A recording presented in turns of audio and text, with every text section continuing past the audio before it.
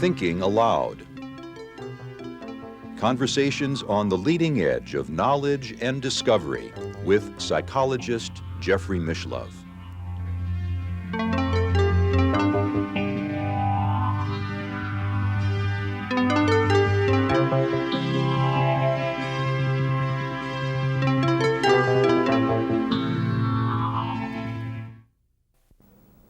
Hello and welcome. I'm Jeffrey Mishlove. Today we are going to explore the province of the mind.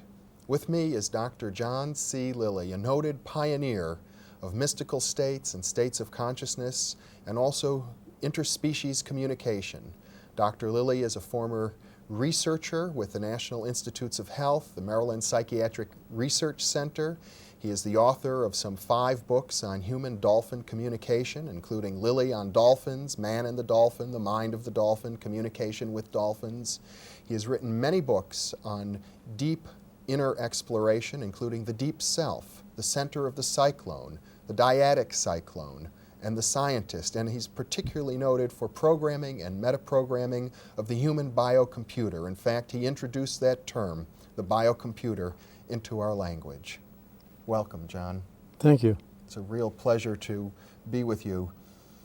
I think it would be good to start with your famous maxim about what is true in the province of the mind. Could you begin by... In the province of the mind, what one believes to be true either is true or becomes true within certain limits. These limits are to be found experimentally and experientially. When so found, these limits turn out to be further beliefs to be transcended. In the province of the mind, there are no limits. However, in the province of the body, there are definite limits not to be transcended. You've probably devoted your whole life, and certainly many decades recently, to pushing to see, what really were the limits. Right. Going into new realities, taking on the belief systems of those realities, and then coming back to your basic working reality and challenging those beliefs, integrating those beliefs right. with your own. In your writings, you've explored almost every state of consciousness I could imagine, the various mystical levels of Satori, communication with extraterrestrials, communication with other species.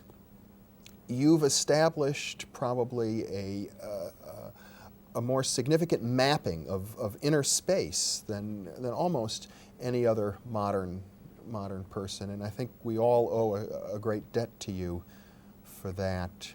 But don't get stuck with those. I've abandoned all of them. It's impossible, because there are infinities within the mind. I think that's the beauty of your work is that you keep moving further and further and further out. In the center of the cyclone, you described a state, in fact, you had a whole system, virtually a quantitative system for mapping states of consciousness, and you talked about one that I found most fascinating, which you call +3, mega Satori. And in that state, you describe going so far out of your body, and even out of the physical universe, to the point of being at the level of essence in which the physical universe is created. Right. That almost seemed to me in reading that book like an ultimate state of consciousness, but I know you wrote about it some 15 years ago. How does it look to you now? Well, there's one state beyond +3. That's +1. But you're not allowed to remember that. Once you go into it, you have union with God. That's the true yoga. And so you're non-human. So there's no way you can recount what happened. You have no way of saying it, because it's beyond language. Yes. Well, all those states are beyond language. Language is a very poor instrument to express them.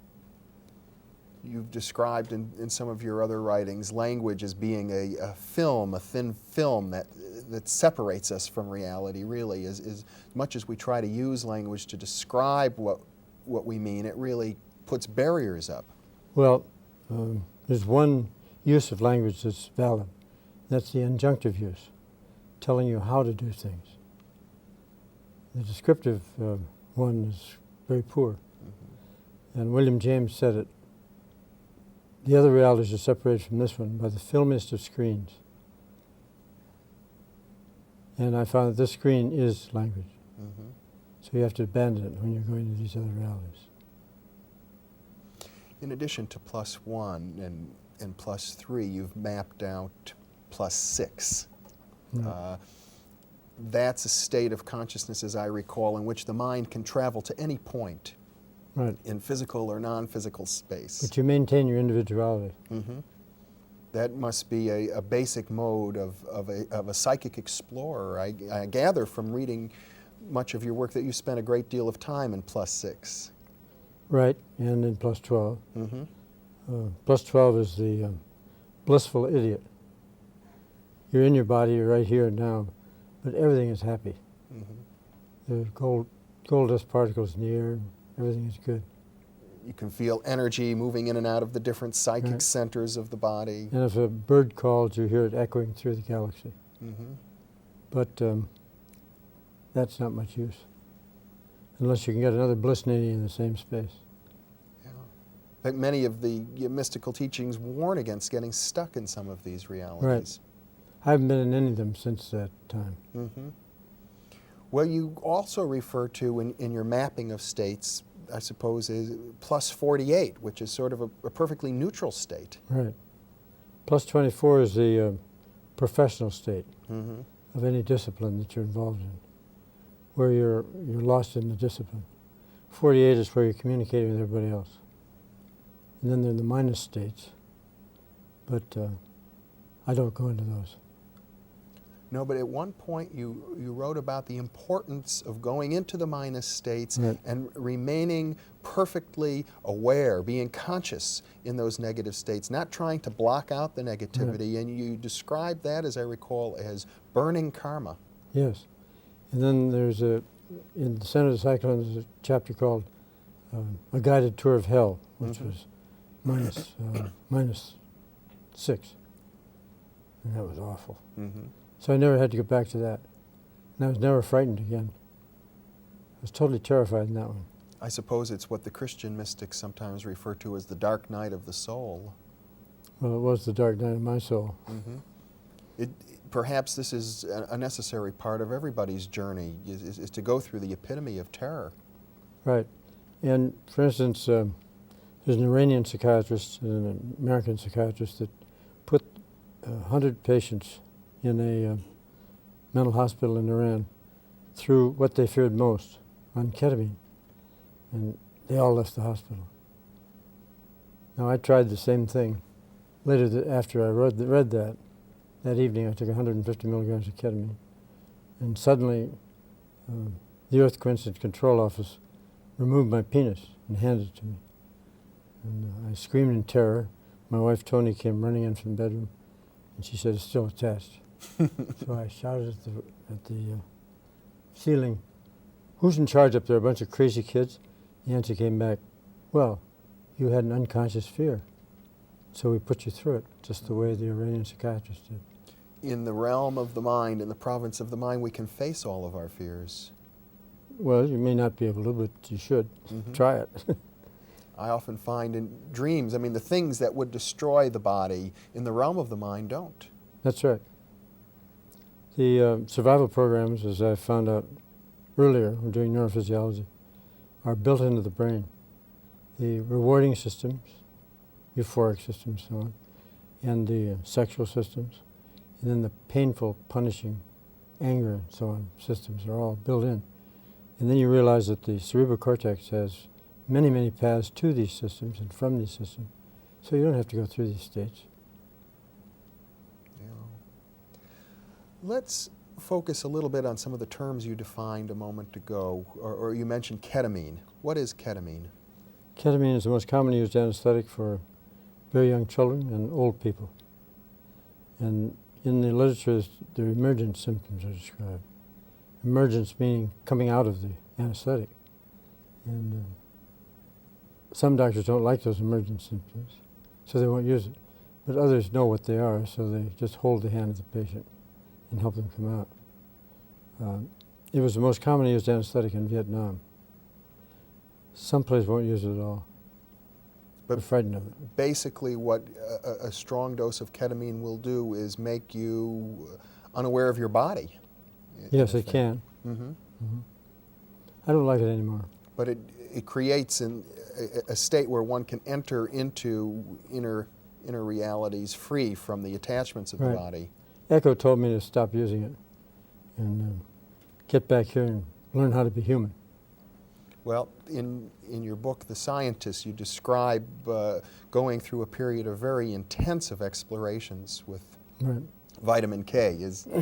You described it at that point to the extent that people thought, and it's not clear to me whether you were or were not addicted to the substance.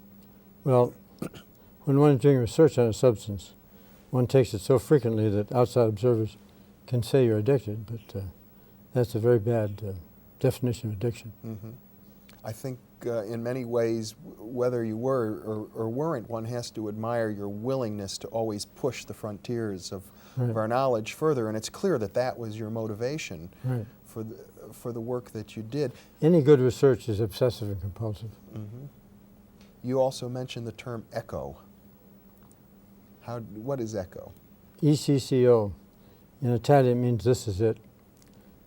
But it means to me the Earth Coincidence Control Office, which is one of God's field offices. And echo runs our lives, though we won't admit it. And if you're an echo agent, you can be very, very careful to use your best intelligence in echo service, and you realize there are no discoveries, there are only revelations. And that was a come down for the scientist, me as a scientist. Well, I've found in my own work on the media and in parapsychology that I'm very much guided by coincidences. Right. And I guess it's looking to coincidences as signs along the way that defines this relationship with what you've defined as echo. Right. The Earth Coincidence Control, it's coincidence control that they do. Mm-hmm. And they say, we control the long-term coincidences, you control the short-term ones, and when you find out how we do the long-term ones, you no longer have to remain on Earth, you don't have to return there. It seems to me as if your concept of echo is a way of modeling perhaps a mechanism behind what Jung has defined as synchronicity. That's right. Jung defined synchronicity only in a good fashion in his introduction to I Ching. And he uses the term coincidences. Meaningful coincidence. Yeah. But of course, the coincidences are in your own construction, your own language construction of the events. So that's all a fake too. Mm-hmm. As I said at the beginning of my workshops, everything I say here is a lie. Bullshit, in other words. Because anything that you put in words is not experience, is not the experiment. Yeah. It's a representation, a misrepresentation. And yet here we are misrepresenting to each other in order that we can learn from these lies. Right. Now, if you use language injunctively as a set of directions, then it's not as bad as it is otherwise. Mm-hmm. So in other words, for example, when you talk about echo, when you talk about perhaps going into an inner reality using a sensory isolation tank, which is one of the other technologies in which you pioneered, or 1954 I invented it. mm-hmm, or using a number of different molecules which can be used for this purpose, or mystical disciplines. When one enters into these realities, each set of instructions carries with it usually a belief system. Right. And basically what you're saying is that all of these belief systems are wrong, but one needs to entertain or to hold the belief system in order to follow through the instructions. That's right. Our brains are so small that we have to do this. Mm-hmm. So the belief system itself becomes a tool that we work with, and then eventually we have to let go of. Right. And using these belief systems, you've been able to, in effect, map out the inner terrain of inner space in a manner which has as rich and varied flora and fauna and geography as one would find on any continent, perhaps richer. But if you take the same kinds of trips, you'll find a different flora and fauna, different continents. Each time. Yeah, right. So in the province of the mind, there are no limits. And yet, if one pushes that very, very far, I guess no limits almost means nothing. There's nothing there. Limits is what defines things. It's what creates form. Does it I haven't not? thought of it that way. Uh-huh. Well, there are no limits that you put on it previously, and new limits may appear, which define it in an entirely new way, which is much larger. Mm-hmm. That's all that means. I almost have the sense, though, that if there are no limits in the province of the mind, that we humans and other beings, we create limits of our own to make it interesting, to make the game worth playing. Well, you can't live as a human without limits, Mm-hmm. and that's your body. Yeah. They're built into your brain, the pattern recognition systems in your brain, for instance. If one hallucinates, say on cocaine, one sees a bush over there as an old lady crying with a shawl over her head, and you walk over and it's a bush. Now, if somebody else looks at, and they're under cocaine, and looks at that same bush, they'll see the old lady with the crying. So this apparently is belief pattern recognition systems that are built into our brains Mm-hmm. and are given at birth, probably. In other words, in certain altered states of consciousness, there is an ability, I suppose, to be telepathic, to cognize the thoughts directly of another person. I think it's more than that. It's the particularly noisy pattern of the bush in striking your brain is reorganized, Mm-hmm. personified by the brain. And all brains do the same thing, even if you're not in mental telepathic communication. Though you have an alternate there. Mm-hmm. Do you know about alternity? Alternity, that's a wonderful word. No. Yeah. I experienced alternity very dramatically when I came back from Chile. Mm-hmm. I sat in Elizabeth Campbell's living room in Los Angeles, and in what I call the prophet meditation, I was sitting on the floor, and my spine ran out straight, and suddenly a line of light comes down through my spine, and there are leaves of different realities all around me, and I could look into the future, and the present is right here in each of those, and it goes on out to many years from now, and goes to infinity upwards. And this tremendous amount of power going through this. Well, the next morning I was thrown out of bed by the Silmar earthquake. Oh. And I thought, gee, did I cause that? Or was that caused by the same energy that went through me? Mm-hmm. And then I realized that this was hubris. He whom the gods would destroy, they give hubris. They first fill with pride. Yeah, Uh-huh. right. And so I lost my pride, and I realized that I couldn't explain either of them. Mm-hmm. But alternity, as you've described it, then would seem to be a space in which you're in touch with many alternate realities, Yes. all Yes. simultaneously. And then you get caught with one, Mm-hmm. as I did. It seems very similar in a way to what physicists are describing when they talk about the multiple universe interpretation of That's right. quantum physics. That's right. And Francis Jeffries is writing my biography, and he describes alternity from the wave function of quantum mechanics. And when you collapse it, you've chosen one alternate in the future. You've referred several times now to the fact that in the province of the body there are limits. And you yourself have thrown yourself up against those limits on many occasions and have written about it. Mm-hmm. In your writing, you seem to be warning people maybe not to do everything that you've done. That's right. They don't have to. See this hand? I have to keep it in ointment because 11/11/87, I drove my car up a slight bank, turned it over, and totaled it. And this was the battery acid burned his hand. Mm-hmm. And these knuckles were broken, and that's all. If I had had my seatbelt on, I would have been decapitated. But Echo was showing me something, that I wasn't exploring alternates properly. I was caught with one. Uh-huh.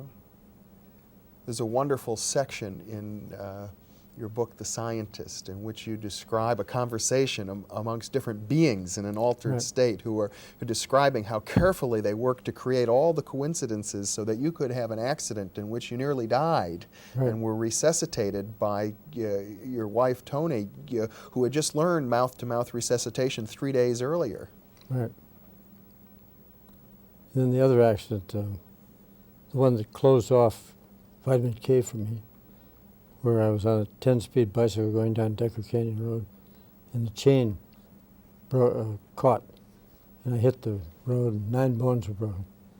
But I didn't say to the scientist that I was on PCP at the time, 42 milligrams injected.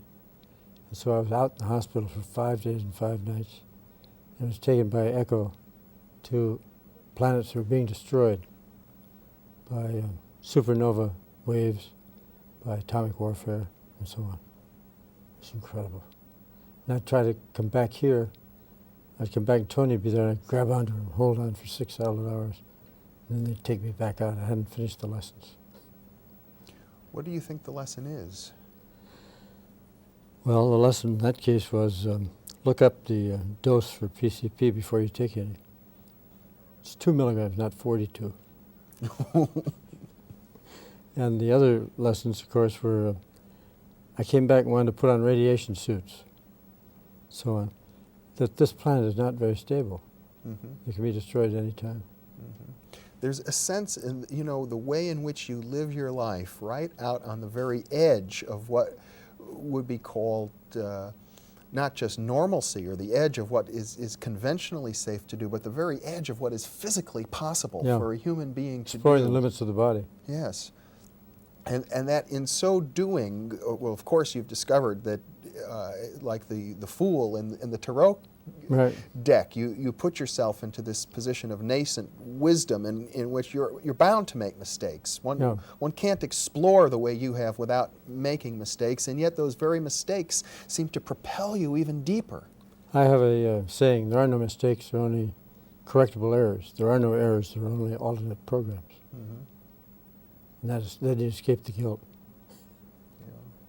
There is a sense in which you've lived your life so much on the internal reality that I almost feel like you being with me here in a TV studio. It's like you've come up for air a little bit to breathe together with us and to share what it's like in these vast realms, light years away from planet-side reality. I call that insanity. And when we're talking together, we're in outsanity. Yeah. And you should never try to express all of your insanity in the outsanity, or they'll lock you up. But in a way, you've expressed more of your insanity than most people would ever dare to. Well, a lot of people take my work as, my books as a permission to go further with that. One would almost think that, an entire generation, perhaps several generations of people now feel much freer to describe their own inner experiences because of people like you doing it at a time when it was much riskier. I'm always surprised at how many people have read my books and been influenced by them. Mm-hmm. Well, I can certainly say that that's the case for me. Yeah. I think you'll like the new edition of The Scientist. It has all the things I left out of the first one, 75 new pages and 50 new photographs and so on. And I admit that it was ketamine, not vitamin K. Mm-hmm. But you're not using ketamine currently? No. I don't like it anymore. Mm-hmm. Are you still doing work in sensory isolation? Once in a while. Mm-hmm. But I never talk about what I'm doing currently. Remember the human biocomputer? Yes. I was doing that work with LSD in the tank in St. Thomas, and the National Institute of Mental Health, on which I had a fellowship, thought I was just working with dolphins. So when I sent them the human biocomputer as the report for 5 years of a fellowship, they wrote back, we didn't realize we were going to get a monograph from this work. I don't think they read it. And they cut off your funding shortly thereafter, didn't yes, they? Yes, somebody told the people supporting the dolphin research that I had brain damage from LSD.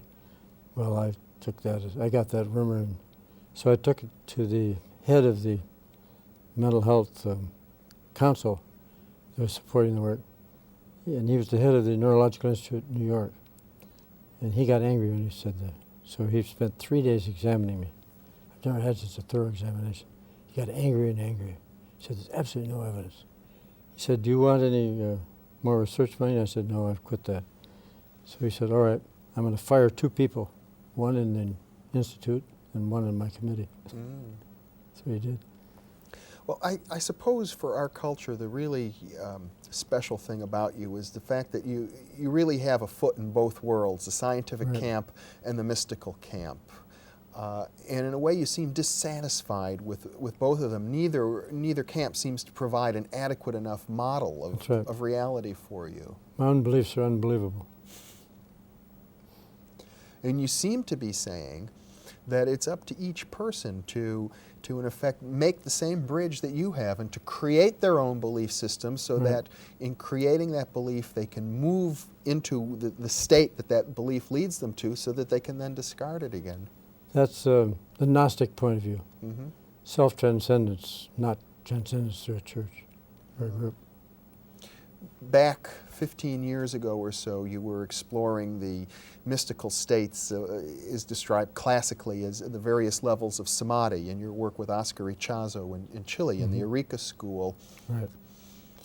And you had achieved, as we had described earlier, some of the very highest states of those mystical traditions, and you wrote about them from your own personal experience. People in the mystical traditions view these states as being ultimate states. I get the sense from you that you don't think of them that way. You think of them more the way a scientist would look at tools. Well, Patanjali, for instance, 400 BC, said, when you reach the highest form of samadhi, you realize there are hundreds of more beyond that. And I agree. There's no limit. Mm-hmm. Well, John Lilly, it's been a pleasure having you with me. Thank you very much. Thank you. It's a pleasure being here. You sure do know how to ask the right questions. Right. And thank you very much for being with us.